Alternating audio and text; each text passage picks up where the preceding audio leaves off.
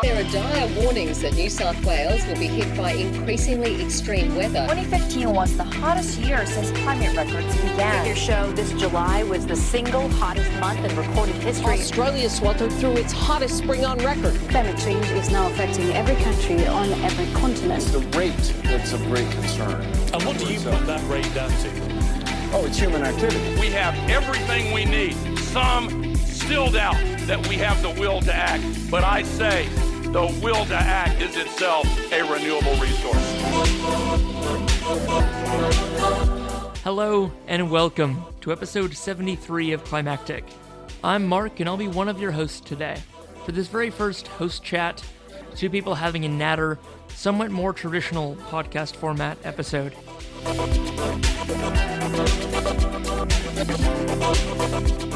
Today is about Climate Reality, the group founded by Al Gore in the wake of his documentary An Inconvenient Truth, which gives trainings on climate communication to people around the world, and which myself and co-host Georgia Shiel attended this year in Brisbane. This was back in June, and of course, as you hear this in late August, or whenever you're listening, you'll know a lot has happened in the world since then. Heat waves in Europe, shockingly fast ice sheet loss in Greenland, fires in Siberia, the Amazon, the Congo, and much else besides. You'll probably be wondering what you can do in the face of the unfolding tragedy we're seeing unfold at an accelerating pace before our eyes. And that's where Climactic, as an independent group of storytellers, is positioned well to say, you can only do what you can, but you can do that. Whether that's working at or volunteering with the big NGOs, the ACFs, wilderness societies, and Greenpeaces, the grassroots groups like Beach Patrol and Friends of Dandenong Creek, the donating, the calling and letter writing, the banding together, the mutual support. That's all vital. And it's our job to help keep you motivated, keep you inspired, our stories being shared and voices being lifted. We are so lucky to have had the last week of the show dedicated to the work of Gretchen Miller, who did just that. Who was able to spend months helping the stories of people across Australia engaged in acts of ecological rescue be heard in their most beautiful form. We can do all this, but at the end of the day, we need your help in seeing that they're heard. We know there are hundreds of you listening, and we appreciate it so much. But if what we're doing is worth your time, we'd like to think we'd be of value to your friends and family as well. So if you're enjoying Climactic, now would be a great time to share a relatable, inspiring story from the climate community with a friend, loved one, or a group who's also got a story just waiting to be told. Our collective is strong and growing, and this episode is proof. Thanks to the efforts of Gemma Payne, in editing this recording, this episode is now being released 2.5 months later than we'd originally planned. Because editing yourself, it's no fun task. Our thanks to Gemma for her excellent work on behalf of the Climactic Collective. And now, without further ado, here's a recap of, and learnings from, the Climate Reality Leadership Training with Al Gore from Brisbane in June 2019.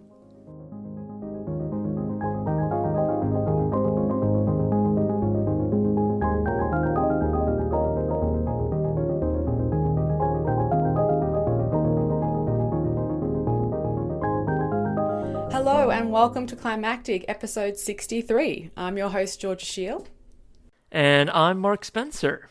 So, Georgia, you and I were both at Climate Reality this year in Brisbane. That's a whole mouthful. Actually, the full title, we were both at the Climate Reality Project Leadership Training. So, let's dig into what that means. How did you hear about Climate Reality for the first time?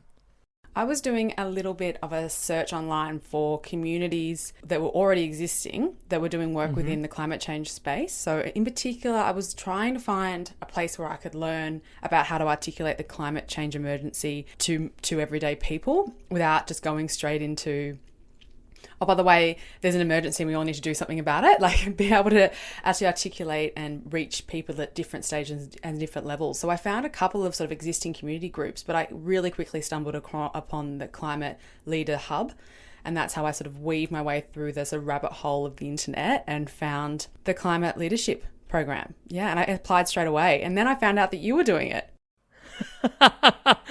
That's really funny. So you were out looking for basically what they were doing, and that's how you found them. So you're looking for ways to become more effective and to talk about the climate crisis just to a broader range of people and to do it more effectively. I think I was also looking for it to sort of supplement the work that we're doing here. You know, we're interviewing, we're talking, we're trying to elevate people's stories about climate change and where they're actually taking action. But I found that I'm very comfortable on the other end asking the questions and delving a little bit deeper because I'm super curious. But when it comes to someone saying, oh, but what is climate change really about? I didn't really feel that equipped to answer that question on my own. I felt like I would more likely defer to somebody else or say, look, you know, this is my view, but you're allowed your own view, and not really push it much further than that. And I'd love to be able to hold space for actually trying to shift people's perspectives. And if I can't, that's fine, but I would never have tried if I hadn't been to the climate reality training before. You didn't feel like you had the tools. You didn't want to come across as an expert in something you didn't feel expert in. Exactly. And that responsibility, right, for being the one to tell someone about anthropogenic climate change, that's a big responsibility that could hopefully change the course of their life. And what if you tell them the wrong thing and they don't change? Well, for me, the other element is I'm an engineer, so I sit in this area where there's either a right answer or a wrong answer to a certain extent, or at least that's how I've been trained to be correct. And I have this constant desire for clarity and for certainty. So when it comes to having a conversation with someone, which is sometimes, I mean, there is a science there that is certain, but people's emotions and people's perspective of it's not certain, and navigating that and being open to sort of different views and holding space for that. You know, in my mind, it's very black and white. We need to make the change, but I don't know if I really had the skills to articulate that properly. And as an engineering mind, I guess I just needed those skills before I was even willing to go there. But how about you? How did you find it? Well, you know me, I'm a lot more like I'm willing to practice in public. Like I might be bad at something, but I'm just going to start doing it, which is both a good and a bad thing sometimes. I heard about climate reality by going to an event here in Melbourne, which is how most of my life now started happening about a year ago. You know, started Climactic with Rich, and I was, out in promotion mode. And I was going to events just about every night of the week for a good 6 months. And one of those events was called Climates, which is a nonprofit charity based here in Melbourne that does a lot of work in the Pacific, places like Fiji and Tonga. And it's not climates, it's climates, because we're mates with the Pacific, and we needed to show some leadership as Australians and sort of own our emissions and own our privilege a bit. So at one of those talks was a climate reality stand. Two of the interns who were working for Climate Reality were there, and that was the first time I'd ever heard about Climate Reality. It was like this time last year. Heard of Al Gore, of course.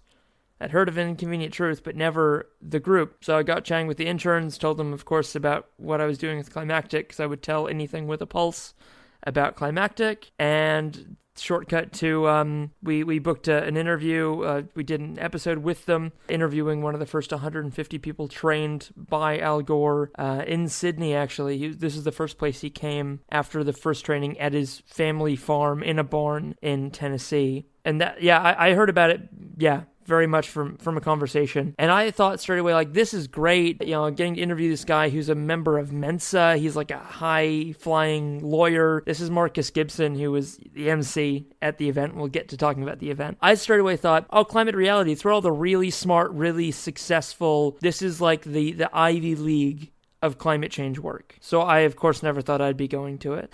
But so you found it and you thought this would be great, and I'm doing stuff with Climactic, and we're like I'm getting involved in this space. I'll apply. Did you think you had like a good shot at it going? Like, we were there 2 weeks ago. Does that seem real to you? Totally now? Real. Yeah, totally real. Are you kidding?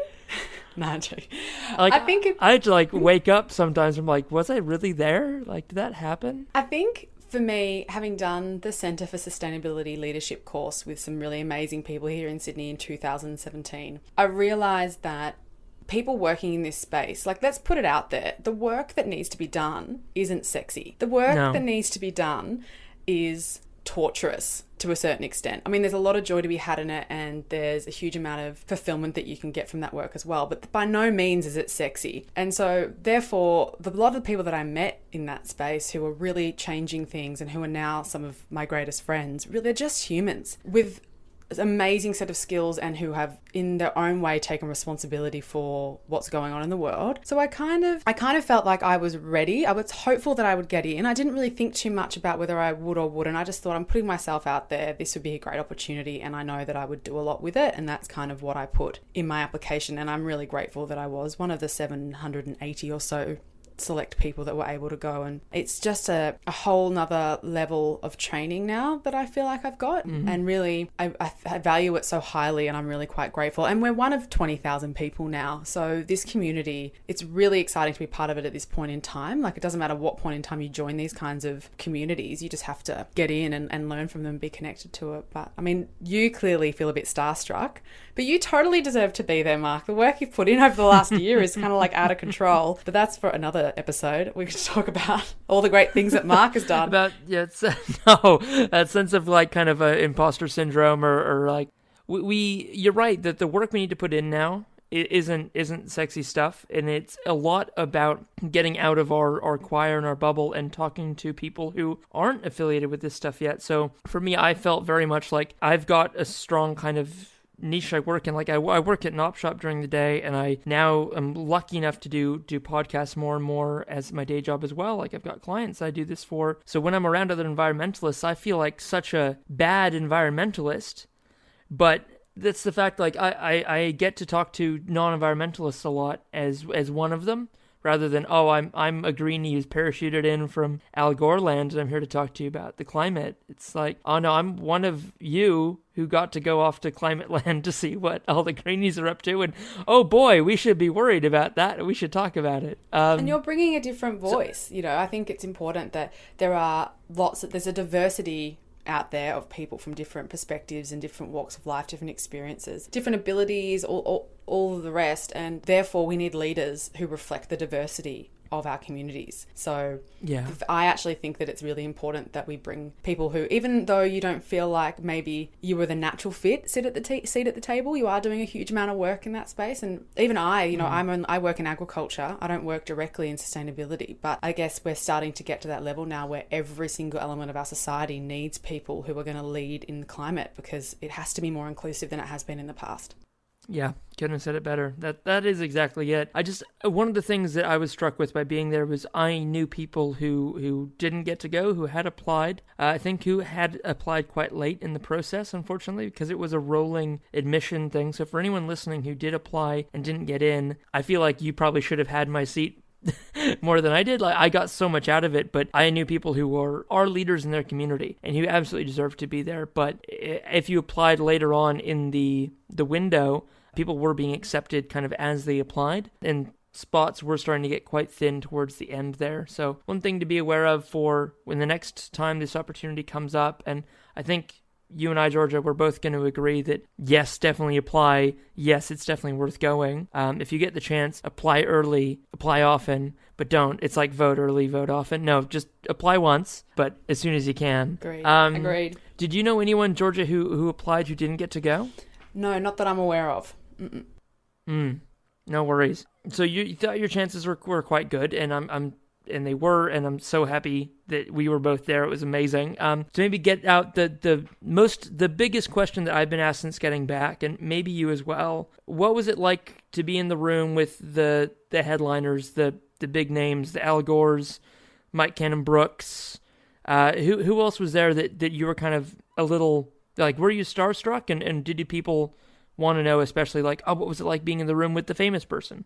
Well, I guess, how do I put this? Status to me within this space dissolves quite quickly because of the common ground that we all have and the common goal. It really reduces people to their human counterparts, if you get what I'm saying there. So starstruck, not so much. What I did feel was I felt an overwhelming sense of gratitude for the work that people who were in the room had done up until this point. There were some people, really high caliber people, because of the work that they've done and what they've already contributed. Like people like Al Gore. I'm just looking through my book right now and it is littered, literally littered with one-liners from that guy. Honestly, I'm going to try and pull one out for you now. You know, this is one of my favorites. Things take longer than you think they will, but then things move faster than you thought they ever could.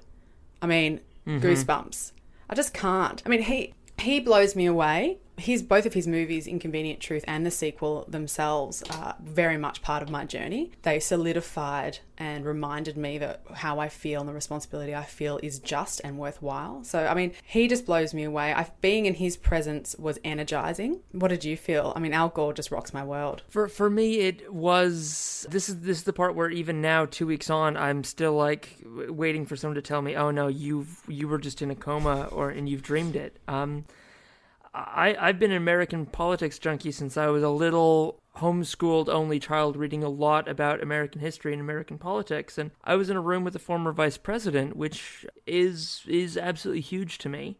And then to be literally 10 meters from him, it was hugely empowering and also hugely terrifying, honestly, Georgia, because leaving that room now, I realized that power distances aren't all that great. We're all people, and it's a very crystallizing moment, the climate crisis, for realizing that a lot of the structures we've built in human society don't matter that much in comparison to the power of the natural world, in comparison to the changes we've made in the climate and the changes we have to make now to fix it. And we can't fall into messianic or savior thinking, but it is so encouraging that someone who has every human or earthly or societal reason to be able to retire and relax and live a very comfortable, very fulfilling private life is still in the public life, traveling constantly. I was doing, as I do, embarrassingly enough, I think, for everyone else in Climactic, but I do my little live videos and just to capture these kind of thoughts as they're coming to me. And the first night of Climate Reality, I walked just across the street from the convention center and I just looked down into the camera and I said, this man is still doing this after 12 years and there is no reason to do it if you're not passionate. And to have a man in that position, still that passionate after 12 years, is so encouraging. Because if he can do that, then boy, we should as well. And what he's been able to do is turn the passion into action. I look at people like him and I look at them for a certain thing. I'm looking for lessons that I can take into my own life and apply to myself, because I've definitely had moments of analysis paralysis beyond, as I said, I can hold that space for information, and I love learning in this climate that we're in. When you like learning and you're open to learning about these things and you realize the gravitas of what we're dealing with, looking for leaders who can go beyond that and find within them the strength and the courage, because it's courageous. He could just retire and live a lovely, prosperous, happy life, but instead he's getting up and he's having difficult conversations with governments. He's traveling all over the world and he's being seen, he's being heard, he's being relevant still to this day. And that's super exciting to see, and also that energy to be imparted on us is just amazing. And he was one of many. So who else for you, who else really has resonated with you even still, a couple of weeks on, who is in your memory bank? Well, I was totally shocked that Marcus Gibson, who was our MC on day 3, one of Al's original 150 trainees, who's given hundreds of presentations, getting to interview him early on in Climactic a year ago at this point, just that he remembered who I was. He recognized me down at the pub. I then got to sit with all of his friends who only caught up again because they were all mentors at Climate Reality. They're catching up after years of not seeing each other. Guys who I'd butcher the positions and the roles they're in, but people who have either gone on to do or come out of quite high positions in traditional Australian economy. Like we're talking the mining industry and finance and banking. That they were catching up, having a beer, watching the State of Origin, welcomed in, this kid in his late 20s who was, at Climate Reality and kind of looking a bit starstruck. Just the fact that by being in the room, I was one of them. There was no sense of power distance. So I was amazed by everyone there. because I didn't really find anyone who deserved to be there less than me. I thought everyone had so much to bring, and there's the of course Aton from Beyond Zero Emissions, Amanda from Climate Works. These are people that I'm now so excited to have met and get to work with, because I'm not just some guy that's going to be emailing them anymore. I'm going to be someone that I met, that they met at Climate Reality in person. I was in the room with them. We're on the same page, and we're all in the same community now. It was kind of a bit like a rite of passage of like, you're one of us. I know for you got to meet one of your kind of new friends, but yeah, someone you admire quite a bit who's got a lot of media coverage. And I got to be there as you met her in person for the first time, and I thought you played it very cool. You did very well. You weren't foot in mouth like I've been before. But who was that, and what was that like? Oh, I think, first of all, I have to reach out to Annika before this. So Annika Molesworth is someone who she is the right messenger for the message that's required within agriculture at the moment. For that community, yep. So I think, and this is some commentary from Anna Rose. I must say it's not my original thought, so I must credit Anna Rose for this one. But she did a talk as part of Vivid around how to talk about climate change.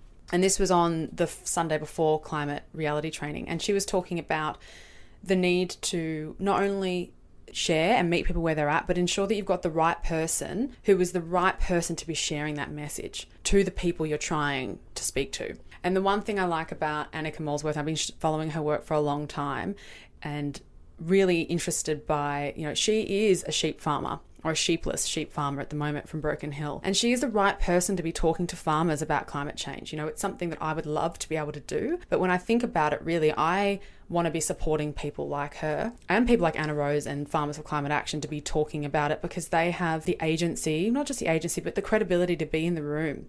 Mm-hmm. So it was really nice to be able to meet her face to face, having kind of stalked her semi on LinkedIn and just been following her work. So it was really nice to be able to meet her face to face, and I didn't know she was going to be there. So it's quite interesting, arriving there. There's lots of people doing really amazing work, and I think that, and this is probably more a note for you as well. Like, I find it so interesting that the imposter syndrome comes to us all at some point in life. But I would encourage you to reflect on, you wouldn't be in the room if you didn't deserve to be there.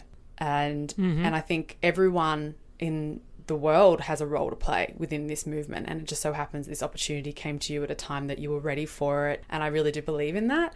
So, as much as there were amazing people there doing amazing work who I am super thrilled to have met, it's also every single person that was there is somebody in their own right as well. And although they may not have made something of themselves in the traditional sense, everyone has influence in their life, whether it be just with their housemates, their family, or their community. So that's kind of the power of everybody, as back to my first point around diversity, just some of the people, the caliber of the people there, you are right, the caliber of the people there was out of control. Like, there were some insanely successful, but also just people who have really dedicated themselves and who have really refined their art form. They're really good at what they do. They know their shit. They are leading in their own unique spaces, and they're people that we both look up to, clearly. Whether or not that's our journey or will be a different version of that, we'll all be leaders. And I think that's what came out strong from the training, was that we all just need to be the best versions of ourselves. So yeah, there was obviously, I feel like you had some starstruck moments as well, but I do encourage you to hold space for the fact that you deserve to be there. Yeah.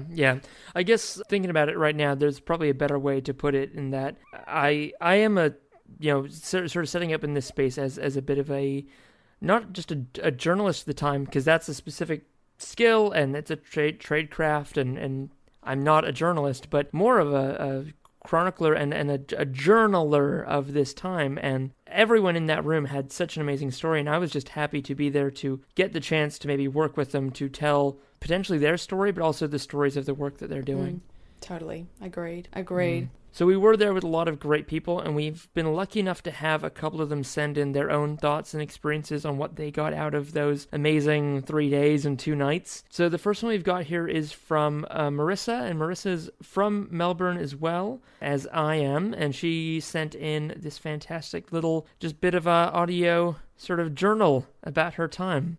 Hi, my name is Marisa Sanchez, and I work in the climate change and energy team of a consulting firm called Point Advisory here in Melbourne. And I learned about the Climate Reality Leadership Corps training through a friend that also works in the same industry and that has also just become a climate reality leader in Brisbane. So after 3 long and a bit exhausting days of training in Brisbane, I do feel quite excited and inspired to do more and to find ways to contribute with spreading the word and educating people, not only in Australia but hopefully also in Spain, which is where I'm from, about the challenges and the opportunities that our generation and also future generations will face as a result of climate change. It is my daily job to assist public and private organizations mitigate and adapt to the impacts of climate change. But in addition to that, I think one of my first acts of leadership will be to help a fellow climate reality leader to understand and calculate the carbon footprint of his international NGO. And once we've understood the emissions footprint of his organization, we can hopefully work together in identifying opportunities to reduce it. So it's a very exciting way to put my skills at work to help out a member of the climate reality family.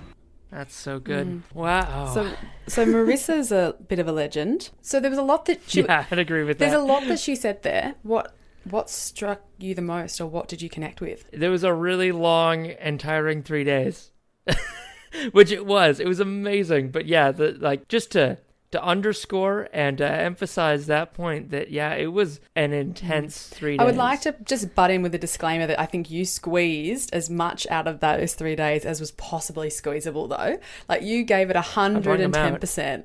Did I tell you I didn't sleep one of the nights? You did. Yeah. Yeah, that second and third day just became one long day. And then the end of the third day, I was home in Melbourne. And then I worked the next day. It was amazing. You were running on some kind of universal energy, mate. You really went for it. I loved it. It was great to see. It really was.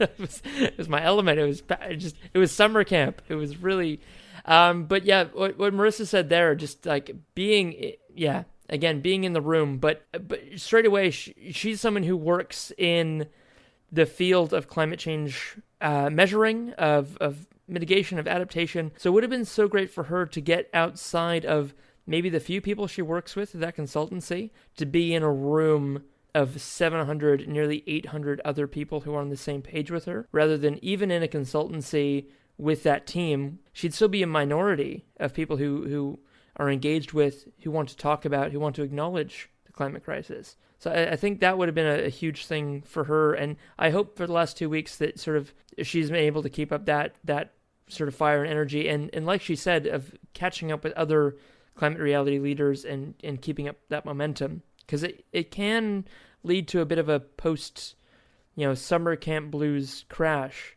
which this might be a good time to talk about that quickly, Georgia. I know I can fully put my hand up and acknowledge that coming back was hard, but you had some really good advice on that and some skills you learned from the Center for Sustainable Leadership. So former past guest Matt Wicking, who was your facilitator, did train you all in, or did have you expect to feel that way and give you some tips on how to handle kind of the post-event come down. Oh, look, I think I'm glad that I give off the impression that I'm really good at managing this. Thank you. You do. Thank you. I think everyone has their own unique way of refilling their cup. I think that's the best way to put it. For me, I find being on my phone, social media, being constantly connected, very exhausting. So when coming back from 3 days like that, I had a weekend where I basically stayed within my circle of comfort, which was my home area, going getting coffees, with friends, or just reading a book. I spent a whole day reading, a whole night reading. I finished a book, and that I really needed to recharge, to the point where I only today sat down to put into place my roadmap. And although my mentor's been asking me for it, and I totally respect that I've been a bit lagging, for me and my energy levels, it's taken me up until maybe the last couple of days to really feel full again, because I also jumped straight back into a very busy short week at work after having a short week at work, and then jumped into a weekend away that'd been planned for ages with some girlfriends in Hobart. So I haven't stopped since then. But that weekend after was really just about recalibrating for me. And I would say everyone just needs to find their own groove. I mean, I'm an extrovert, so spending time with people just chatting about things is what gave me energy. A good old sleep in, a good book, but just listening to your body. And one of the quotes, I guess, from the time as well in Brisbane was around sustaining yourself. what's really important is just listening to your body and your mental state. I know for myself, when I start overthinking things and ruminating on things, it means that I need to slow down. So that's my particular marker. I'm quite aware of that one. So yeah, I started getting a bit overwhelmed by everything, and I knew that, when you're the person who is still, sees things clearly and knows what to do. So you have to just quiet yourself and give yourself that permission to go slow. Actually, I think that was really something that came strong from the training, is give yourself permission to go slow when it comes to relationships, when it comes to learning. You're not expected to know everything overnight. Give yourself that permission to go slow. And I think that also applies to self-care. Yeah, no, that's a beautiful way to put it. And I guess to put a point on it as well, like, we've come back from climate reality leadership training 2 weeks ago. Would you call yourself a climate reality leader now? Oh my gosh. I don't know. Maybe is becoming a leader just a pure result of going to a training? Probably not. However, when does leadership start and stop is the question. And so I like to think of myself as a leader because of all the intentions I have, and the fact that we do this podcast, all the work I've done in the past, the work I currently do, and the work I plan on doing in the future. I think that makes me a leader. I think that makes you a leader. Am I at my full potential as a leader? No. Definitely have a lot more skills to learn. I think that's my default always, is I always need to learn more. And actually what I'm trying to move towards is, I think you have enough, Georgia. I think you have enough knowledge. I think you have enough skills. Give yourself permission to lead on some things that you might not feel 100% comfortable leading on. So I'm moving into this phase now of not staying as safe as I might have been in the past. And that's how I'm going to try and test my leadership ability, is to move into areas that make me uncomfortable because they're important and because I feel that there's a huge responsibility there. So look, honestly, my guess is as good as yours. It could be, I imagine there'll be lots of mistakes, but I think we need to fail fast sometimes and give ourselves permission to actually give it a go. But how about you? Do you feel like you're an embodied climate reality leader? No, not at all. But that's, I guess, the point. I like that they've got the syntax around. It's not about who you are, it's about what you do. And right from the start, it's a, do your first acts of leadership and write them down and give yourself some goals and go at your own pace, but measure what you're doing. And do what Marissa's done. I think it's a beautiful thing about the message you sent in. Her first act of leadership is to help someone else. It's not out the front. It's not taking credit. It's someone's doing something great. They've got an NGO. They could use a bit of help quantifying their carbon footprint. And Marissa's got the skills to do that, and she's volunteering some of her time and skill to help someone else. That is an act of leadership. And the simple access to that climate reality network is huge. And this is maybe the right time to say that, with the circumstances that took me there, and me feeling kind of very much like the avatar for the normal people who was there, who hasn't done a lot or been in the community very long. If anyone in the community, our listeners, the climate community in general, if you need anything in particular, just let me know, and I'll be able to find someone in the Climate Reality Network who's the perfect person to help. And they'd be more than happy to. This is the whole point of going to Climate Reality, is to break down any sense of silos and cliques and just work together as one massive unitary force.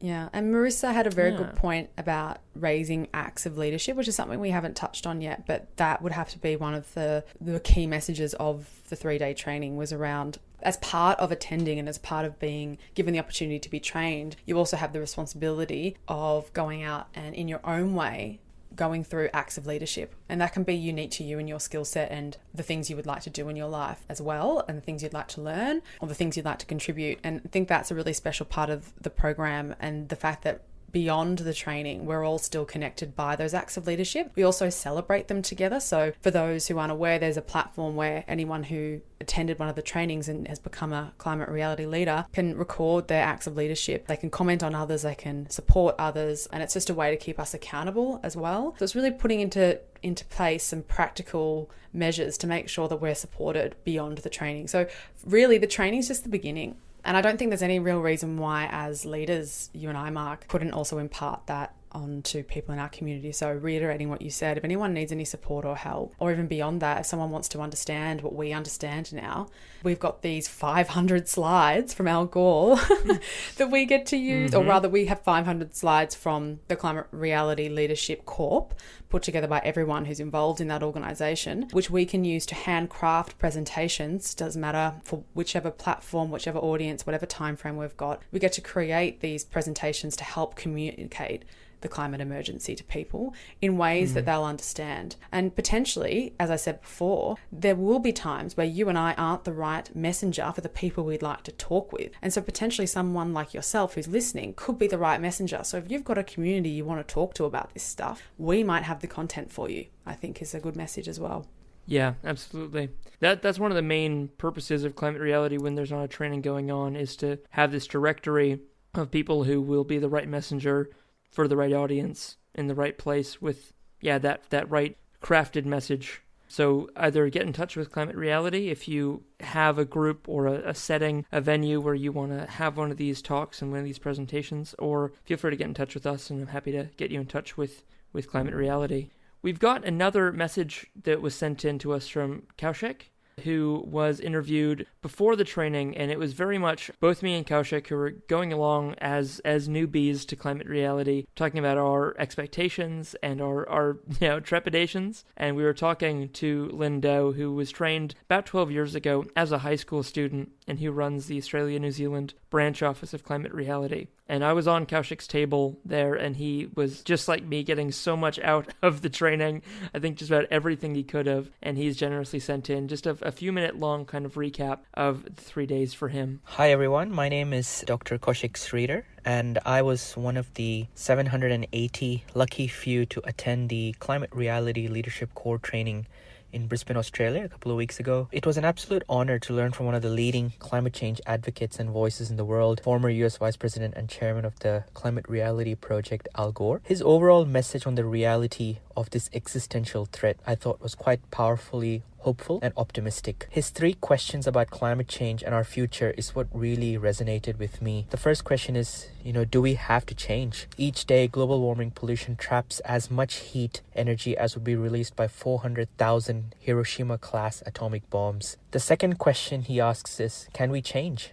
And according to him, and I believe so, we've already started. So then the big question is, will we change? And according to Al Gore, he says, yes. When any great moral challenge is ultimately resolved into a binary choice between what is right and what is wrong, the outcome is foreordained because of who we are as human beings. And according to Al Gore, that is why we're going to win this. For me personally, what did I get out of the training? Well, the first thing is I became hopeful. He says, will our children ask, why didn't you act? Or will they ask, how did you find the moral courage to rise up and change? While I always knew how urgent this issue was, the Climate Reality training gave me hope on possible solutions using technology and everyday behavioral changes that collectively can mitigate some of the risks from climate change. Another thing I got out of this training was that I'm actually more determined than ever. Having worked in this space for over a decade, I think sometimes lethargy can set in, or sometimes you might lose a little bit of passion due to sometimes running into brick walls. But after this training, I was motivated, especially when Al Gore says the will to act is a renewable resource in itself. Communication, I think, was a wonderful takeaway from this training, especially when you look at the 3 budgets that he talks about, which is the time budget, complexity budget, and hope budget. So when you do a climate change training or any sort of stakeholder engagement, I have actually learned that to get the message across effectively, you need to think about these 3 budgets and how much of these budgets your stakeholder actually has. The last thing I actually got out of the training, and quite powerful, was I made some really long-lasting friendships,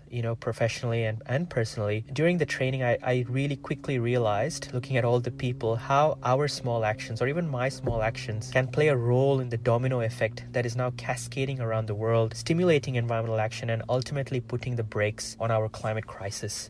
So, what can we do? What can you as an individual do to combat climate change? I think it is really about firstly educating yourself and others, learning about this issue, writing about it, and ultimately speaking about it. That is what I intend to do post this training. I'm certainly very proud to be amongst the newest class of the Climate Reality leaders. I've got hope and renewed with optimism, that we will rise to the climate challenge. I'm walking away more connected and with more knowledge and more determination than ever before. Wallace Stevens was one of the quotes that Al Gore had on his presentation, which was, after the final no, there comes a yes.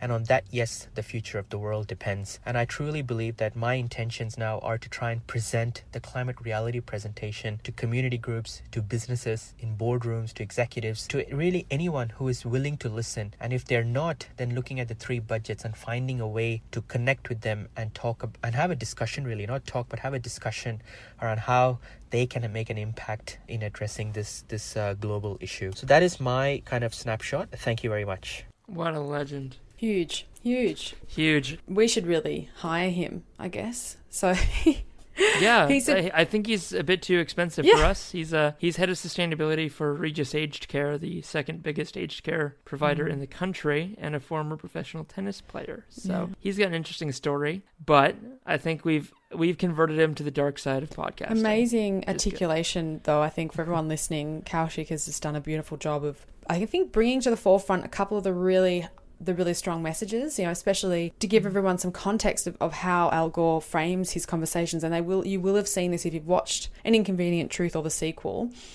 Everything he does follows the same 3 lines of questioning. Do we have to change? Can we change? And will we change in time? Is what he's added to that recently. I think will we change is one of those interesting ones. It's good if we change, but if we're going to change, we need to change in time for it to make a big difference. And that's the basis of a lot of his presentations, and then therefore what we will be presenting back to our communities in time. So what resonated most with you from what Kaushik had to say? It was his sense of positivity and optimism with leaving. And because I knew Kaushik before, I knew him to be an optimistic and cheerful guy. But I thought surely after the first... So for context, Al Gore gave a nearly 2.5-hour version of his presentation to us. This was, a type of presentation you would not give to any other audience than the one that was in the room. You kind of wanted the masterclass version, the no-holds-barred, this is 100% peak Al Gore climate change going at it. The first hour and a half of that was, I was calling it natural disaster bingo, and it's kind of remembering, hey, remember Hurricane Harvey that nearly wiped out Dallas, Texas? Do you remember Hurricane Ida? Do you remember Hurricane yada yada yada? I thought surely anyone else after that presentation was going to think a lot like me in my dark moments of like, yeah, it's undeniable we've done this, and it's unlikely we're going to fix this. But instead, I left hopeful. Kaushik left as hopeful as he always is. And we instead had, Mike Cannon-Brookes in conversation with Al Gore talking about how, we can make Australia an amazing world-class future economy by doing the right things. So what really stuck out to me from what Kaushik said was that you can leave 3 days of intense discussion about the realities of climate change hopeful and optimistic. Absolutely. On that, yes, the future of the world rests.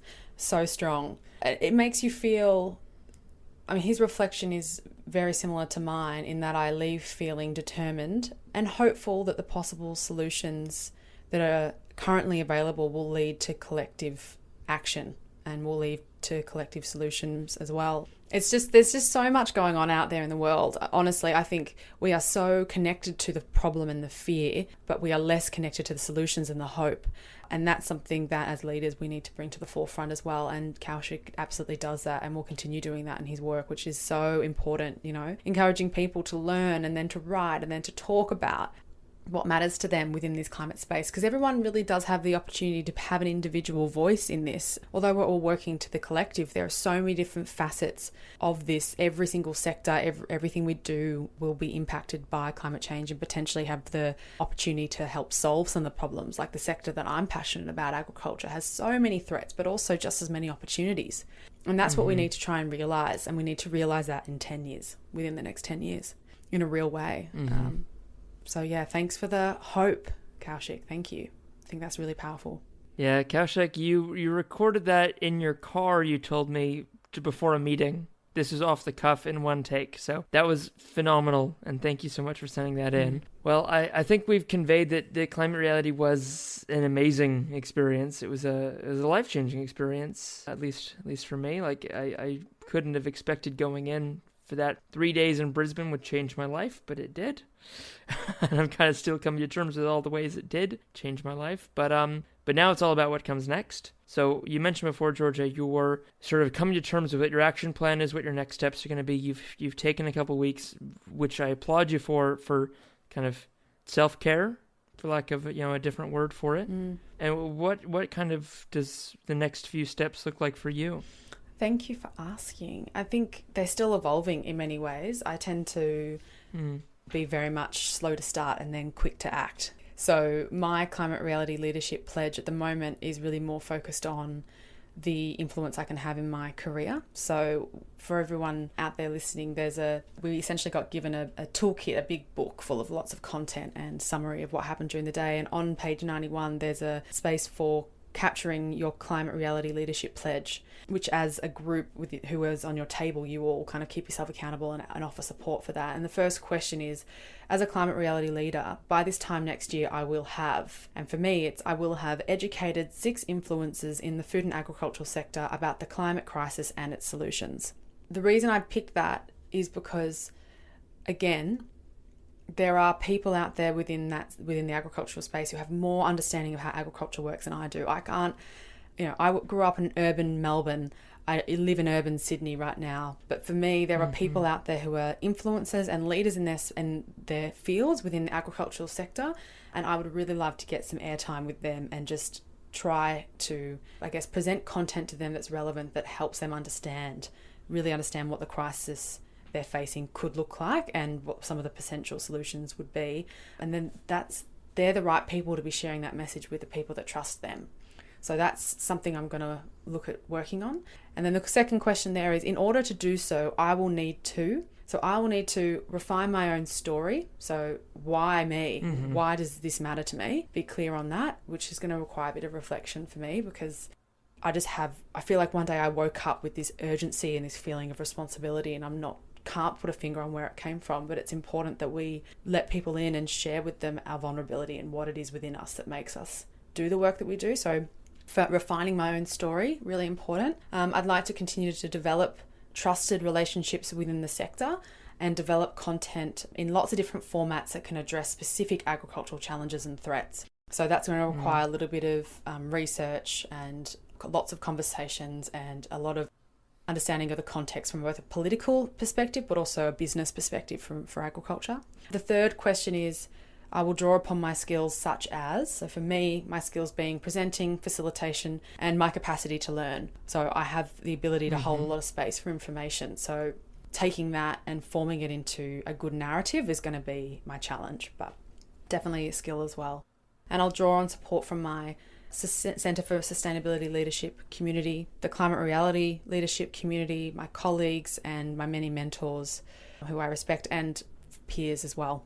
So that's what I'm currently looking at from a work context, but I'm also really curious to try and start having conversations with local MPs about things that matter to me in my local community. So that's a separate act of leadership. At the moment, I'm tossing up between 2 potential things to talk to them about. One would be having a local recycling facility in the city of Sydney, similar to how they have in the city of Randwick. So it's a really awesome space where you can bring anything from paint to chemicals to recyclables to soft plastics, and they deal with them all in the one place that's local to you. So I'd love to talk to City of Sydney about that. I'd also love to talk to them about how we could put in place some programs to try and retrofit some of our apartment buildings that aren't particularly energy efficient. In the area that I am in Alexandria, there's a lot of trucks going around the streets, a lot of work happening, so it's very loud on the streets, but also a lot of the buildings have lots of glass and they're only one pane thin. So in summer it gets hot and in winter it gets really cold. And so I just think things like retrofitting buildings to have proper insulative double glazed windows and better insulation in the roofs and walls and solar panels on the roof, waste management in the building, those sorts of things is something I'd like to talk about as well. Yeah, so that's what's on my list of things that I'm pondering and taking next steps in the next couple of weeks. So I've got my first practice presentation in my own home with some friends next Saturday. So that's how I'm kicking it off. But that's super positive. Yeah. And how did you go about sort of creating that group? Are these also fellow climate reality leaders or just friends? These are friends, a lot of whom did the Centre for Sustainability Leadership course with me in 2017, but also housemates, boyfriend. So just and my cousin has just moved to Sydney from Melbourne, so she'll be in the room. Nice. So that's going to be hopefully a bit of a diverse community, but also a really safe community to do my first presentation to, just to sort of iron out some of the creases.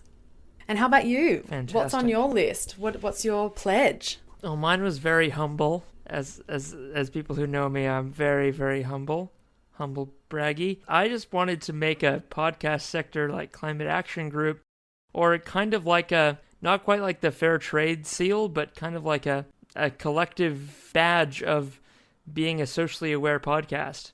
Like kind of create this differentiation of, if you've got an audience and you're speaking to people, better drop in a bit of the reality sometime when it's appropriate. Otherwise, you are nothing but pure escapism and kind of just worthless entertainment. So I've got this idea of reaching out to, working with, persuading, and organizing 50 plus influential podcasters by this time next year. That's my big hairy goal. And to do that, I need to draw upon industry contacts and friendships and relationships. And I need to make alliances and cement them with some influential firms like Patagonia and other B Corps. I need to make alliances with NGOs as well, like Climate Reality, 1 Million Women, and Global Citizen. And that's kind of been the idea for Climactic from the start, is that we can kind of be a media partner to all of these groups and encourage other people to be more socially conscious and responsible in the media they're creating. Because I'm really over media that cares a lot more about making money than informing the populace. And you can be entertaining but still do some social good as well. So I'm going to have to draw a lot, I think, on the support of the Climactic Collective, for my friends and colleagues for support in pulling this off. But there's been some interest already, and I have not yet booked a talk. I have not yet sort of gone through the slides. I got some more podcast clients and now kind of broadened out the addressable market for Climactic, and kind of I'm going to be drawing a lot from that content in sort of mass communication. But I think it's powerful to have those sort of 1 to 10, 1 to 15 kind of group talks. I just hope to be giving it to podcasters who also have audiences of thousands and tens of thousands of people. If I can convince them, that's going to have a pretty big impact. That's huge. Humble, right? Yeah. No, I mean, it's fantastic. I mean, it's also quite clever though, because it's about going through channels, and that's the multiplier effect. So I think that's really powerful. And to be honest, sounds totally plausible. It does, right? I was just sitting there at the table in that room of 760 people, and I thought, that over there is the media manager for the Richmond Tigers, but I might know enough people personally who are podcasters that I might have as big of a reach as she does, which is amazing. Absolutely. And so, I mean, I suppose the summary of all of this is that it's more than just training. It's about, for you and I and the other 778 people that were trained. Here it is. There is this follow through and this seeking to act and put leadership acts out there. So it's really quite exciting. It's great to be given the opportunity, I feel, to actually cement what it is you want to do individually. Do you feel the same? Mm-hmm. I really do. It was a chance to ask yourself those questions, that if you could get over any sense of inferiority. We've talked about inferiority complexes quite a bit in this episode, but any sense of, I'm just me and I can only do this. If you could do what you want to do in order to have as big an impact as you can, what would that look like? Cool. Well, here's all the people, all the contacts, all the influence, all the organization you need in order to do that. Are you going to do it now? It was kind of this great excuse to ask yourself the question, will I step up if I've got no other excuse? And that's why coming back, it was just like, oh wow, that was definitely not a holiday 3 days in Brisbane. That was a small step onto a much bigger ladder. Exciting times. Well, I think that was like it's hard to compress 3 days, especially those 3 days, into like an hour-long chat. I feel like the help of Marissa and Kaushik helped massively, and just having a couple of those kind of very clear sort of audio journal entries to cut through it. But I think you can sense, you and I both, Georgia, are kind of grappling with a lot of big questions that it brought up, and it meant a lot to both of us. But is there any, like, would you hesitate for a second in recommending this to someone else if they had the opportunity to go to Climate Reality? Oh, absolutely not. No, I think it's it's essential to put yourself. I feel like when opportunities present themselves like this, especially if you are in this space, it's such an enriching experience, but it just gives back more than you take from it. Honestly, it's a great experience, and I would absolutely recommend it to anybody that wants to go. It's a really good experience, and you're just surrounded by people that provide you with so much wealth of knowledge and so many contacts. But I would also encourage anyone that is interested in this space as well. You don't need to wait for this kind of a training to be given the permission to lead.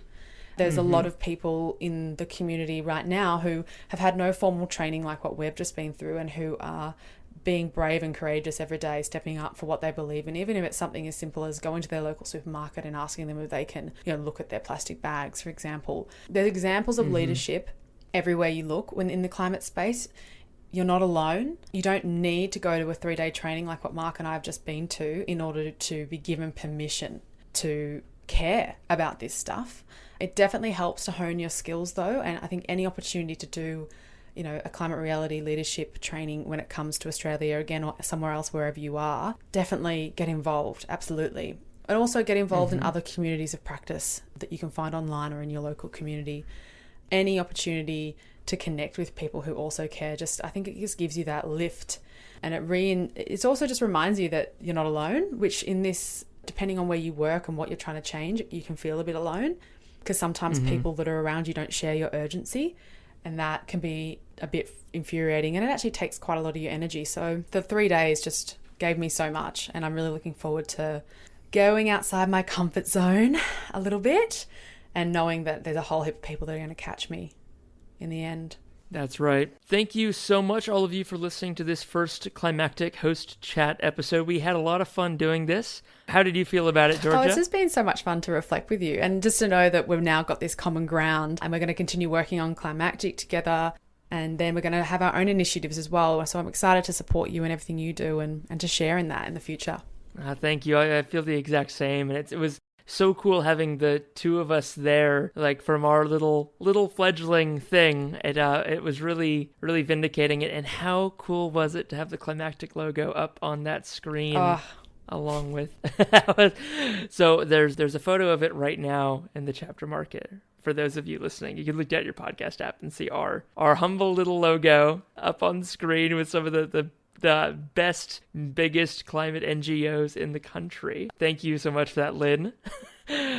We hope you've enjoyed this kind of, it's been a lot to honestly work through. It was a very, very big 3 days, and we look forward to doing more of these host chats, definitely when we get the opportunity, and they will be a bit more like about smaller, more discrete things than this massive thing Georgia and I have just come back from. But yeah, thank you for joining me to do this, Georgia. I've had a lot of fun, and I think we'll go ahead and sign off and leave everyone to their day. Thanks so much. Great to chat. See you soon. Thank you for joining us. You've been listening to Climactic, the flagship podcast of the Climactic Collective, a podcast network dedicated to lifting the voices of the climate community. You can find out more about the people behind Climactic and all the shows we produce at climactic.fm. We are a social enterprise podcast network, and we greatly appreciate your support. You can find a link to our Pozible where you can support us directly in the show notes of this episode or from our website. Thank you for listening, and from the whole Climactic Collective, keep up the great work and take care of each other in these climactic times.